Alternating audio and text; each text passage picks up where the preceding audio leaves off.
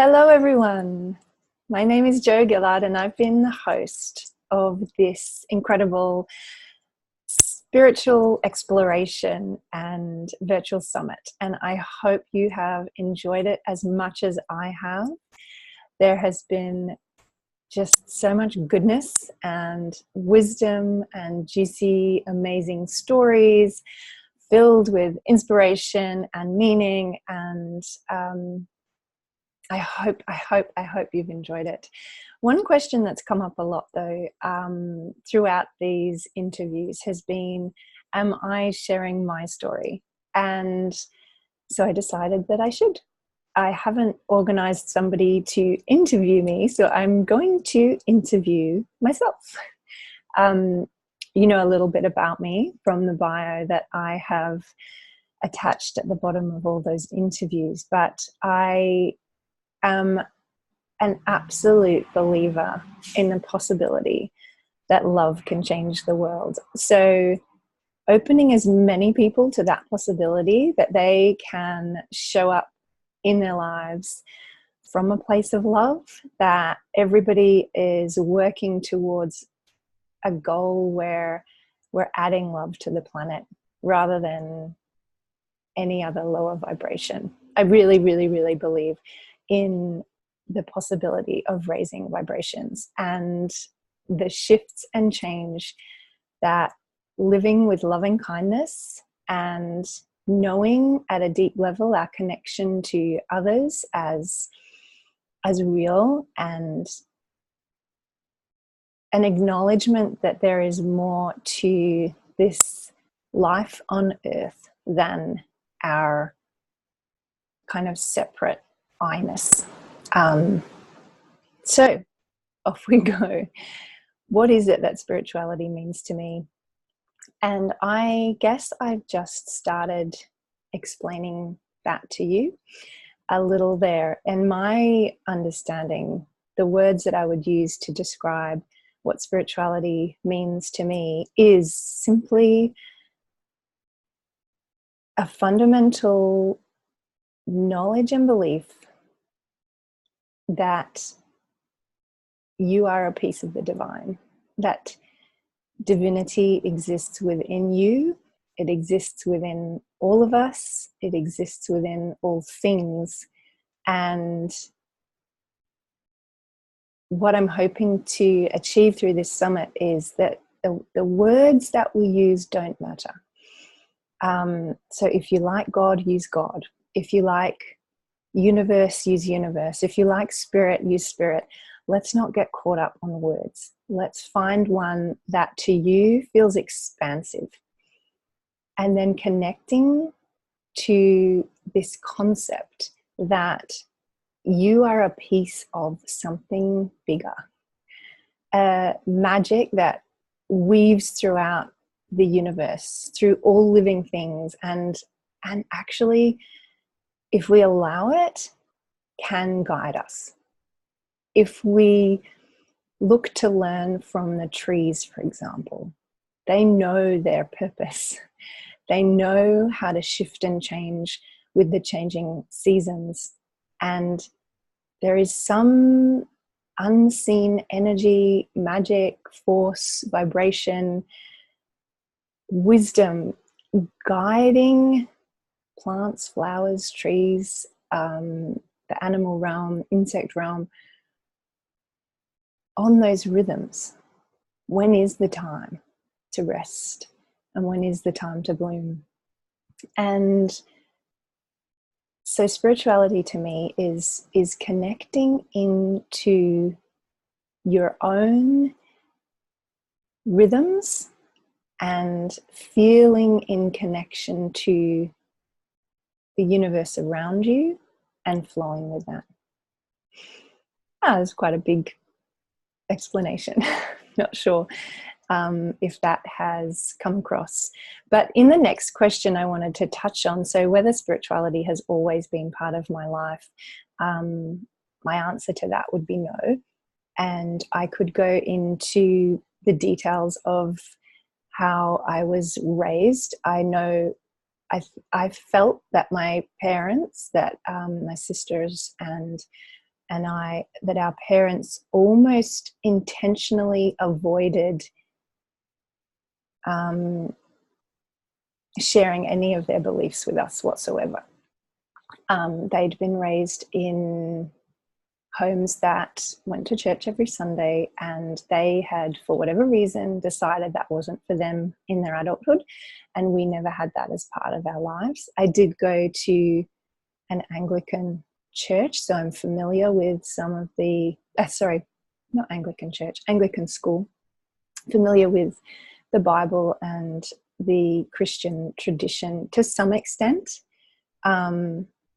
And I liked some of the stories, and I got some of the wisdom that was shared in our, school assemblies.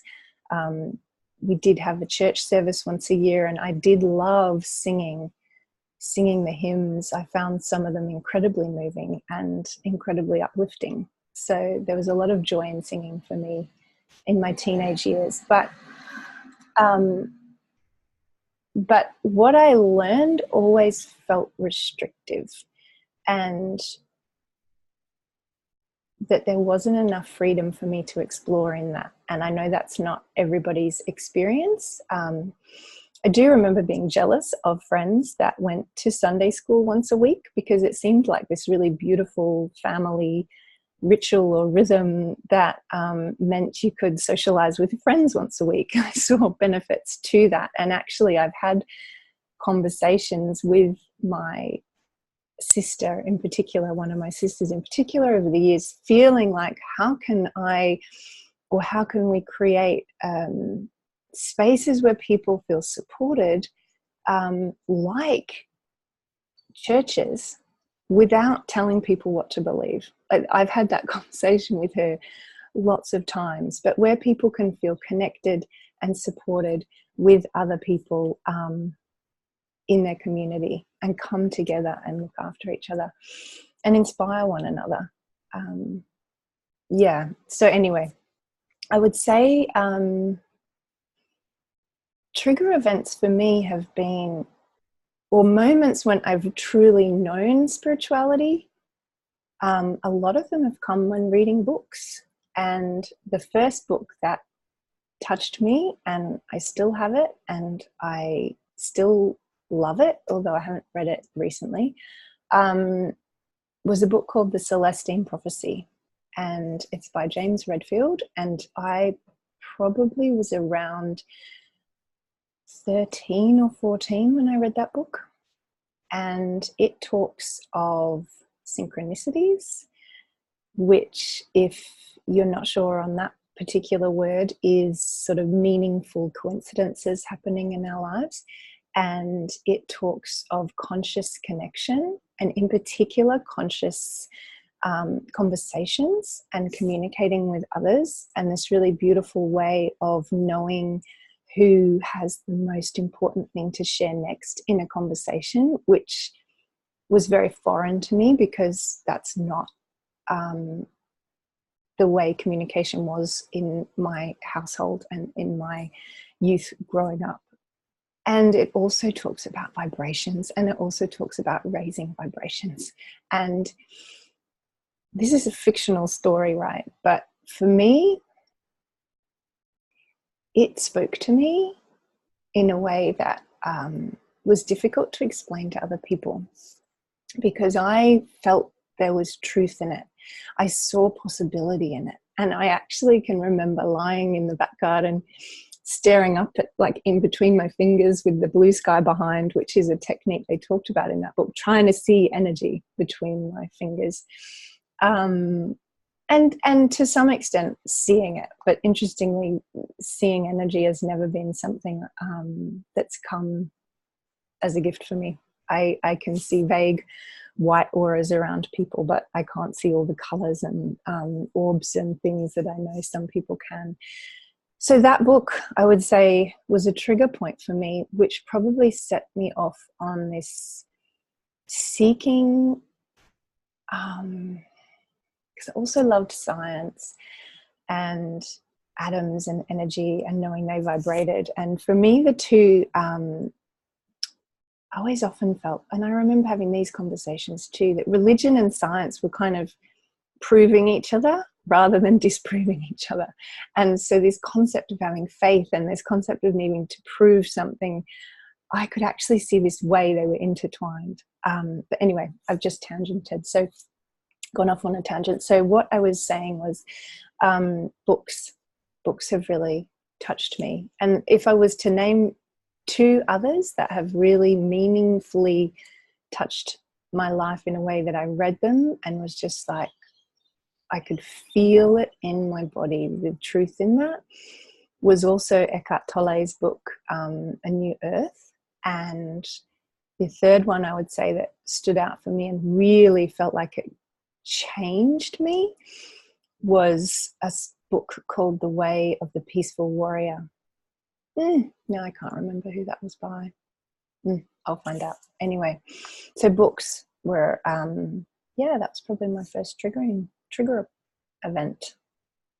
The next question I asked everyone, if you recall, was to share their story, and in particular any highs and lows. And so for me, I would have to say the highs have been finding teachers that could help me connect to my intuition and the unseen.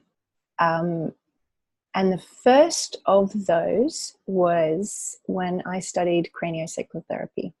So for the first time, this idea of energy, and I'd experienced moments walking down the street before where like the street lit up and I looked like it looked like this is the right way to go. Like that sort of feeling, which is described in the Celestine Prophecy, had happened to me before. But craniosacral therapy was quite unique because I could place my hands on somebody and I could feel the energies moving in their body. And that was incredible. And also opened me to what else I could feel in my own body. And that sensitivity, that's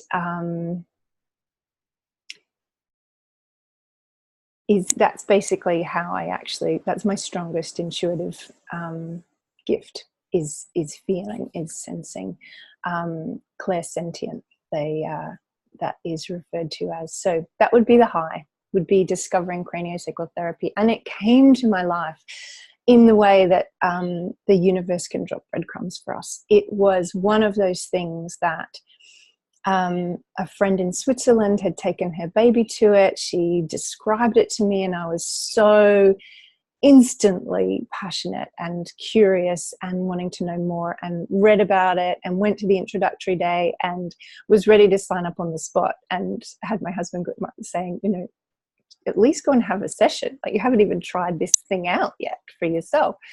But I was pretty much determined, like, this is it. This is going to teach me to feel these unseen energies that I've always been fascinated by. So yeah, that one was a high. And the lows, I mean, as has everyone, I've had lots of lows in my life, of varying degrees and of different types. But if I was to group the ones that I feel spiritually challenged me the most, and were spiritually the most difficult, they were the ones that came from feeling deeply misunderstood, and by close friends and family and loved ones. And in particular, and for anybody that has had strong intuitive connection in their life, when you deeply know something is the right thing to do, and then people challenge you on it, and it's not always easy to explain why you know it's the right thing for you or for your children, in the case of which school they should go to, or doing a particular course at a particular time, like the craniosacral course. My husband really, I didn't go into detail, but really deeply challenged me on that. And from a very practical, logical point of view. And what I then know for me is that if I'm not careful, I get lost in my own head around it. So in trying to come up with a sort of a debate, you know, to win this debate, because I know that it's the right thing for me, and I almost need to stand up there and debate it from my point of view. That's where I find that I get lost in my head, in my thoughts, and that is where stress, worry, anxiety. I have suffered anxiety at the worst of it, and yeah, that for me is where it stems from, because you get lost in your thoughts around it, and then you've like totally disconnected from the wisdom that was guiding you in the first place, in this deep desire to justify what it is that you know to other people, and not being able to stand in my own authority and say, this is what's right for me.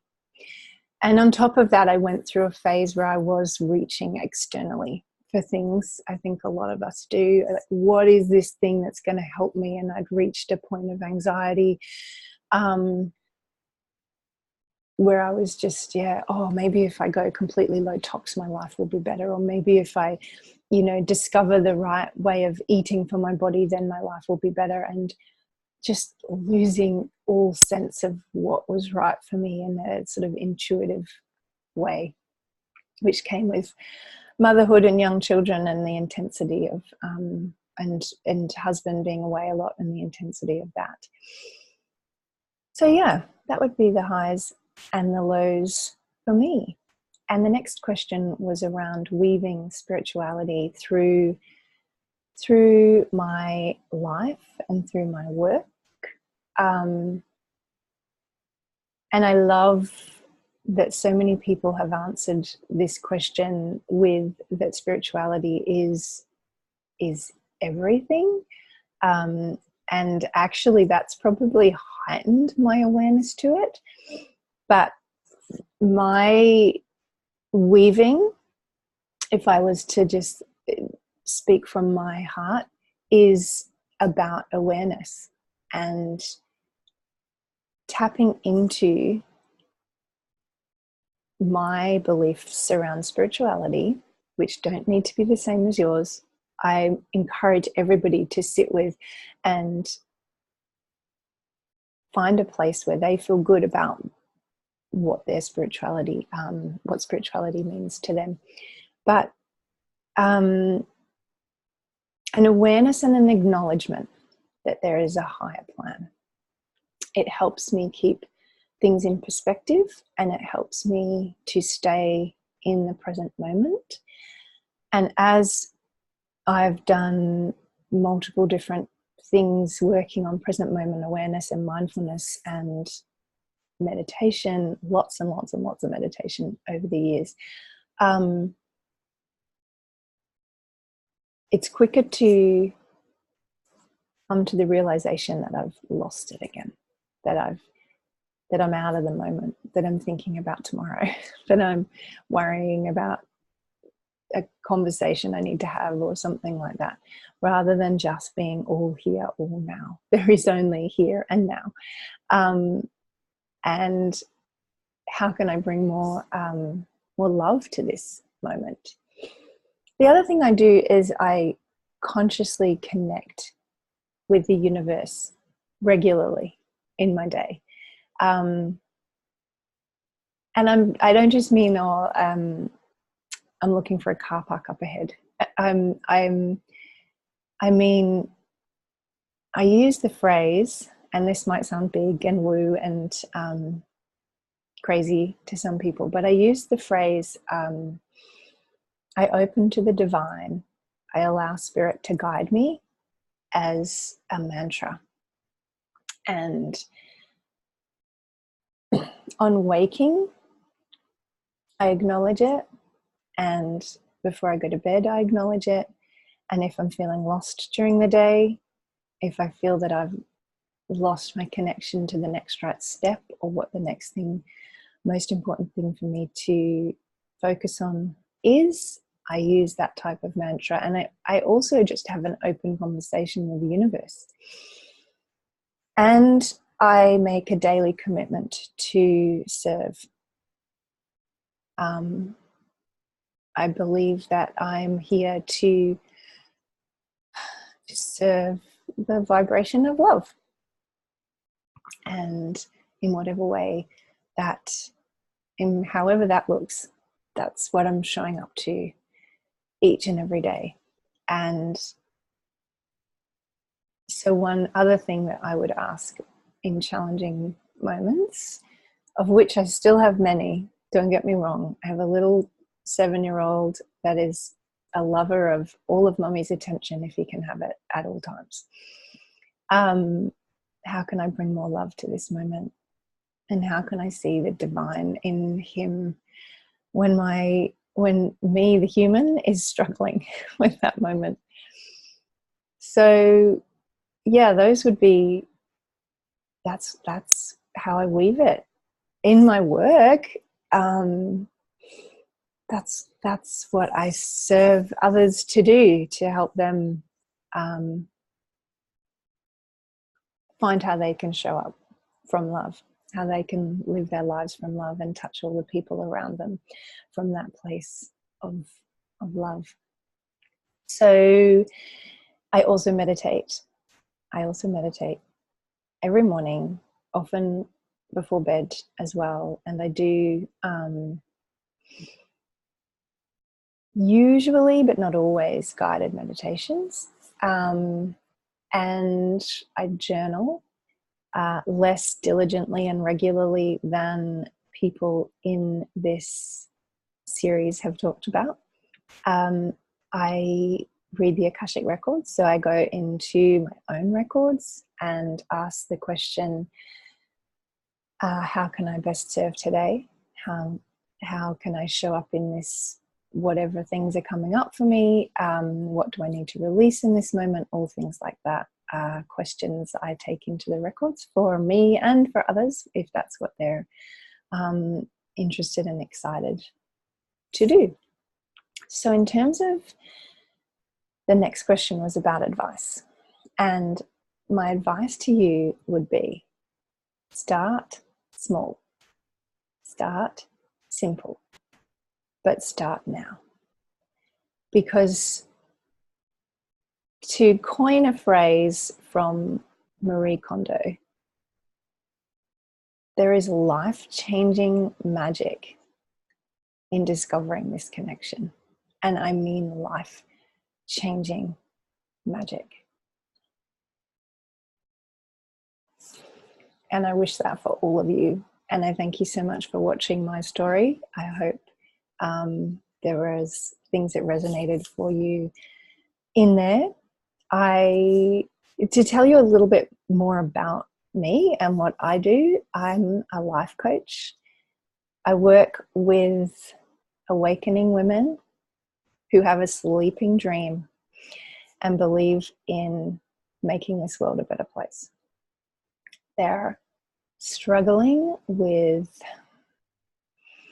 overwhelm, typically feeling fed up with life, that they've lost connection with themselves, with their intuition, and with their deepest desires. So I help them to reconnect to those things, to themselves, to their intuition, to their dreams, to their desires, and align themselves and their lives with their soul's purpose and their soul's gifts, so they can live a life that is meaningful and purposeful, that they completely love. So if you're interested in hearing more about coaching with me, I'll put the link to book a discovery call. We can talk a bit more about it. We can talk about your deepest desires and uncover those if you've lost connection to them. And indeed, we'll also talk about what is showing up, what is the biggest struggle in your life that you feel is in the way of connecting to those dreams and those desires. So I would love you to book a call in. That's totally free and there's no obligation to sign up. Come and discover what coaching with me would be like. I would love to talk to you. So I'm going to say bye for now. There will be some Facebook lives. This first series, the Facebook Live, you will get this in the morning on Tuesday, and I'm doing it in the evening. So I will send a replay in case you missed it, but it is going to share my top tips on connection, because I truly believe that is the first step to hearing your intuition, knowing your soul's purpose, and stepping up and stepping into your dream life and showing up as the best person that you can be. So much love, so much gratitude. I just want to give every single one of you a big hug. I'm totally a hugger, and sending all my juicy goodness hugging vibes out to you. And I hope we connect again in the future. I'm going to say bye for now.